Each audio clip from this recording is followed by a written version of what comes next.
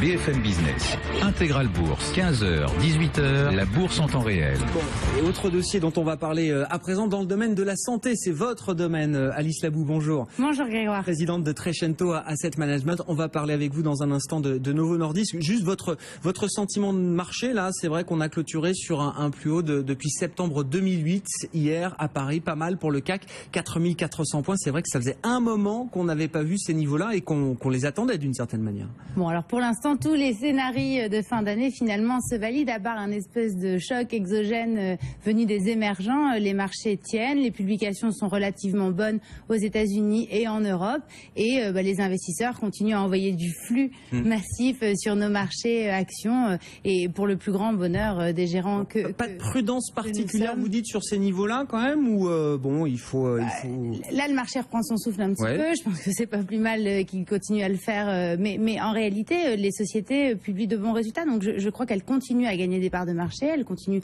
à prouver qu'elles sont capables de développer leur propre business, et donc nous on reste optimistes. Comme on avait évoqué le sujet, c'est pas tellement la croissance des indices auxquels moi je crois, c'est surtout la qualité du stock, valeur par valeur, qui va permettre de faire de la performance cette année, notamment les petites et moyennes valeurs, puisqu'on sait que peut-être cette semaine enfin on aura le texte de loi lié au PEA, PME. Ah oui, le décret, oui. Le décret, je crois que c'était dans un grand journal ce matin, donc à suivre, mais beaucoup de gérants sont sur le sujet. Bon, et c'est vrai que beaucoup nous disent que ce sera l'année des stock pickers, contrairement à l'an passé où tous les grands indices avaient grosso modo progressé de 20%. Alors, le dossier que vous nous proposez cette semaine, c'est Novo Nordisk, société qu'on connaît pas forcément, mais qui est leader dans les traitements du diabète. Année 2013 décevante, ça a commencé fort en 2014 pour le titre. 27% de hausse sur 2014. Donc oui, très beau début d'année pour cette société. Novo Nordisk, en fait, c'est le leader mondial du marché de l'insuline. Donc c'est coté au Danemark.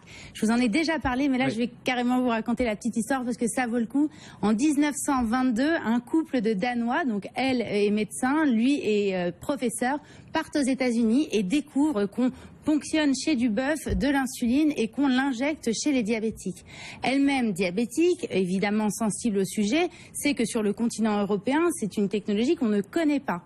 Donc elle va voir la personne qui a créé cette fameuse insuline. C'était très récent à l'époque puisque ça datait de 1921, c'était 2 Canadiens, et elle leur a demandé si le couple en question pouvait aller produire au Danemark cette fameuse insuline.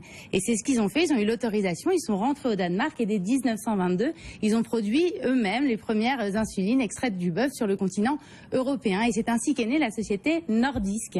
Très peu de temps après, ils recrutent 2 frères de grande qualité en termes de background qui restent très peu de temps et qui s'en vont, qui crée une nouvelle société qui va faire de l'insuline et fabriquer de l'insuline, qui va s'appeler Novo. Novo Nordisk. Et Novo, oui. Novo, oui. Donc Nordisk avant et donc Novo de l'autre. Et Novo de l'autre. Et donc pendant 70 ans, les deux sociétés vont se faire une guerre commerciale absolument gigantesque pour finir par fusionner en 1989, donc il y a finalement peu de temps, pour créer ce fameux grand groupe Novo Nordisk, 14 milliards de capitalisation boursière, le leader mondial de l'insuline, 51% du marché de l'insuline dans le monde, donc c'est pas rien. On sait que le diabète est une maladie qui se développe énormément, notamment dans les pays émergents, puisque les consommations, les modes de vie et les consommations de plus en plus de sucre ont évidemment un impact très fort sur la santé des locaux. Par exemple, un Chinois entre 7 ans et 18 ans a un taux de diabète 4 fois supérieur à un Américain du même âge. C'est simplement parce qu'il n'a pas la génétique suffisante pour produire de l'insuline et donc pour faire baisser le taux de sucre dans le sang. Et comme sa consommation de sucre augmente, et bien évidemment, c'est pas très bon. C'est une manne financière absolument énorme pour les grands laboratoires pharmaceutiques. On sait que Sanofi est évidemment... Ça fait partie des gros relais de croissance identifiés par Sanofi. Tout à fait. Sanofi notamment, mais Novo Nordisk a une position importante. Le grand sujet, pour que vous sachiez, sur l'insuline, c'est la fameuse insuline orale. Quand pourra-t-on ne plus faire de piqûres ou voilà exactement, mais simplement prendre des comprimés. Et donc c'est la course absolue. Tout le monde copie tout le monde regarde ce que fait tout le monde. On verra quel laboratoire sera capable de le développer, mais néanmoins c'est le grand enjeu sur ce thème-là.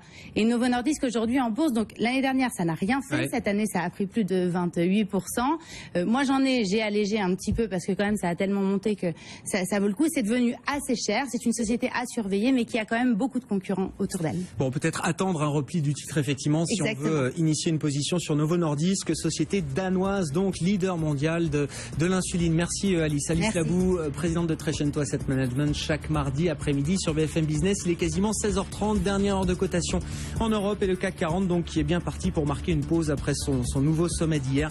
Moins 0,5% actuellement pour l'indice parisien, 4395 points.